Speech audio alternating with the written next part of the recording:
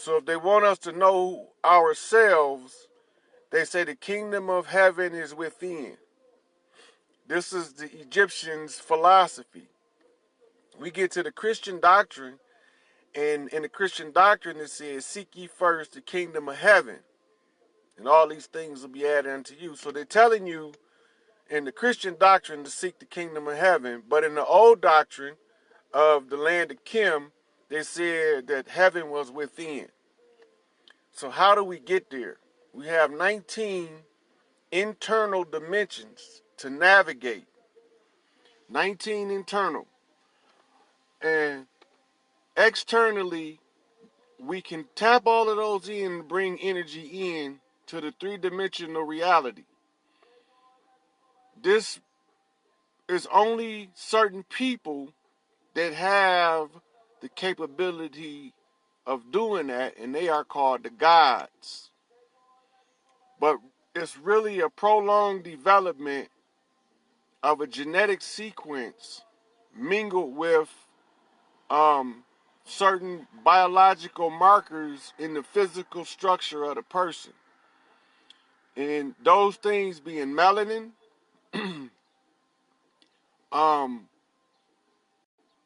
the female womb, the 9 ether hair.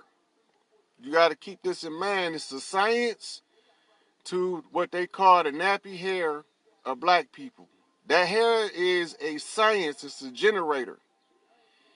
If you look at the story of Medusa, when they say her hair was serpents, if you go to where they have those static balls and the people put their hands on there and then their hair stand up, now imagine the person being able to control it. And that's what that was, but they could do more than that with it. Rosters know the real rosters up in the mountains, the high initiate rosters, they know what I'm talking about because they can move theirs. And people think that they got snakes on their head. It's just their dreadlocks that can activate them. So these are your black gods. Now, another thing we need to be aware of is the 400-year affliction prophecy. In order for it to be written down as a prophecy and come to manifestation to the letter, it had to be a plan. And the plan had to be set in a manner in which it can be executed over a prolonged period of time.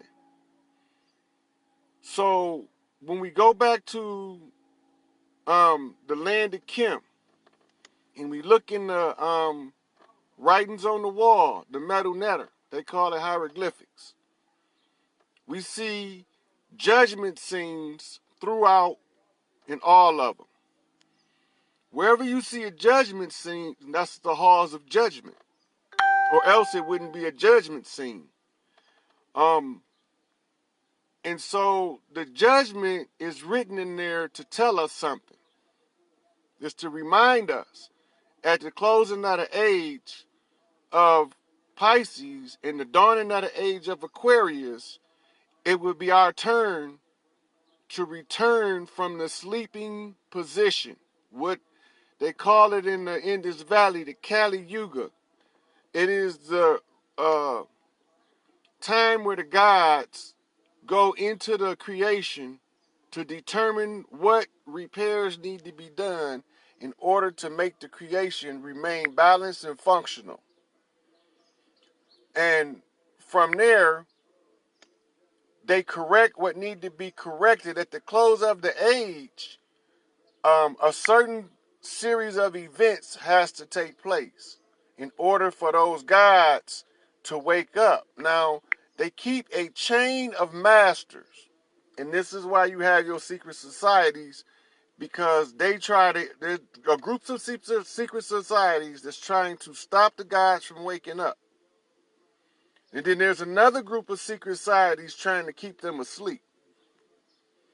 And all while they doing that, that's why in the Islamic book, the Quran, it say they plan and Allah plan, and Allah is the best of planners. That means whatever they have in place to try to foil the plan of what we call the resurrection, which is the actual return of the black guys. Whatever they plan, we got to have a strategic counter. So when you go back to George Bush talking about 1,000 points of light, we had to have 1,000 dogs, one in every fight, and we did that. Now the next thing you got to understand is in the book, The Wisdom of Solomon, what nobody is really understanding about this book is it's talking about genetic cleanup. When he starts going through the demons used to build the Temple of Solomon, and the temple being a temple of man, everybody keep forgetting that it's the temple of man. So if it's the temple of man, how is he going to build it? When you go through all of what the demon's supposed to do, they all cause a birth defect. And then you ask them, well, who over you? And then they tell them one of the righteous angels that's over them. What are they telling you? They're cleaning this up. They're cleaning this birth defect up. They're taking this out of the equation. Now, when they say Adam and Eve ate from the tree of knowledge of good and evil, they was talking about the tree of the divine wisdom, the ability to think at a higher level of consciousness than the regular person. They can be savvy and witty, but their IQs are only allowed a certain level before it starts to break down the brain because of what's in the central nervous system. And what this looks like is what happened to Stephen Hawking. If you look at his life, he was a fit, robust young man on the road team. But when he broke through the IQ barrier that's put in the DNA, it caused him to shrivel up. It activated a disease in his DNA that caused him to break down. That was the restriction from eating from the tree of the divine wisdom, the higher knowledge. They wasn't supposed to attain higher knowledge. And as a result of all of that, and I went through most of this in the How Did We Get Here, and some of the ones about how they were subjugating the women. Now, in Babylon, where all of this began at, see, all this was laid down in Babylon as well as your monotheistic religions. They tried to oppress you with those three religions. But within the thread and the framework of those religions, codes was put in there that would directly affect certain people. These people are what you call earthborn children of the stars. Some people call them the children of the sun. And then you have a whole nother group that look like them, but they're much lighter, and they call the children of the moon. They some powerful mugs on earth. They look almost albino, but they have pigment to their eyes and hair, and they more of a luminous glowing pale than a regular albino. Those are the children of the moon, and they are psychically powerful when they are aware of what they can do. And most of them never become aware because of the way society treat them. They go in so deep that they don't function too well in this type of society to tap into their higher powers. So when the black guys return, there's a series of things that has to take place, right? In law, which is all this is tied up in law, because it's all tied up in the judgment. And the judgment is the rendering of a law, or the ruling of a law. So, in the final days of it, in the final cleanup of it, when the judgment is finally over and the righteous reclaim the earth, after they went into cleaning up all of the things in the underparts of creation, what you call your lower realms. And that's your descent into the underworld that they speak of, because the maintenance is like running through an electrical current. All of them is waves of vibration on different levels.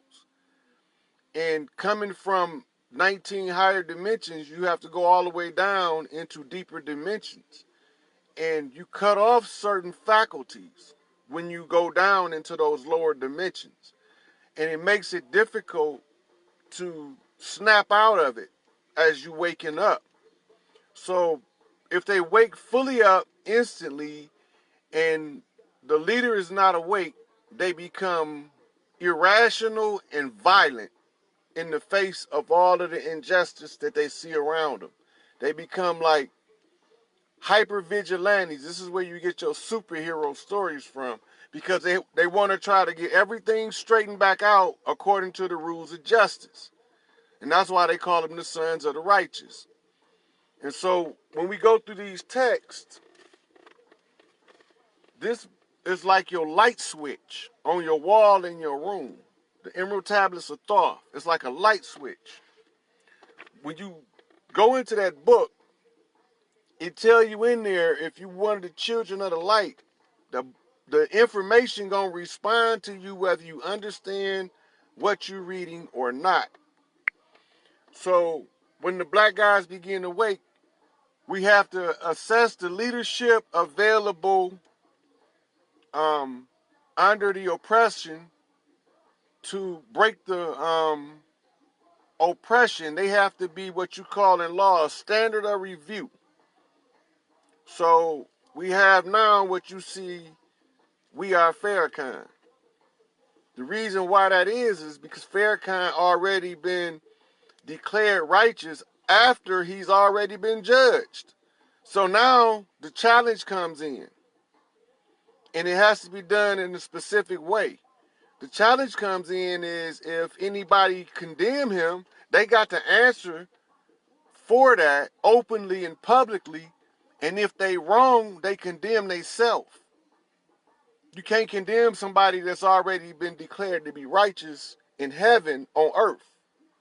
So the people have to seriously understand from a couple of different positions what the standard of review is when you're talking about from a judicial standpoint, like in American law, the standard of review according to the Supreme Court, the standard of review according to Sharia law, and the history of the Sharif. Because what everybody don't realize, all of the police shootings, the police ain't even supposed to be here. The police is a European thing. They're supposed to be over there. There ain't supposed to be no police over here. This is supposed to be marshals and Sharif. The marshals is supposed to be what they call your Federal Bureau of Investigation. That's supposed to be your U.S. Marshal.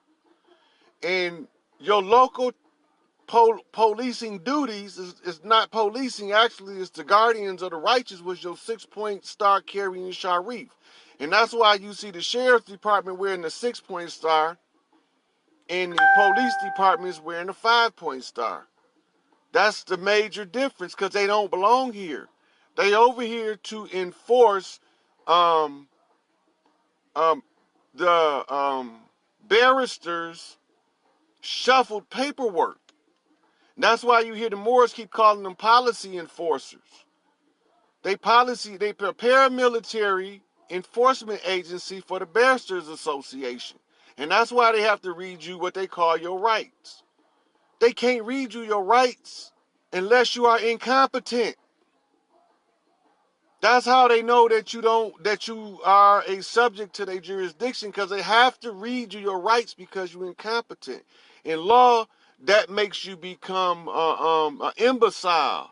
So now you become a ward to their paperwork. So now they put you become a hard drive, because all of the information in your DNA becomes information that they can use. So you become like a little thumb drive when you stepped into the bar.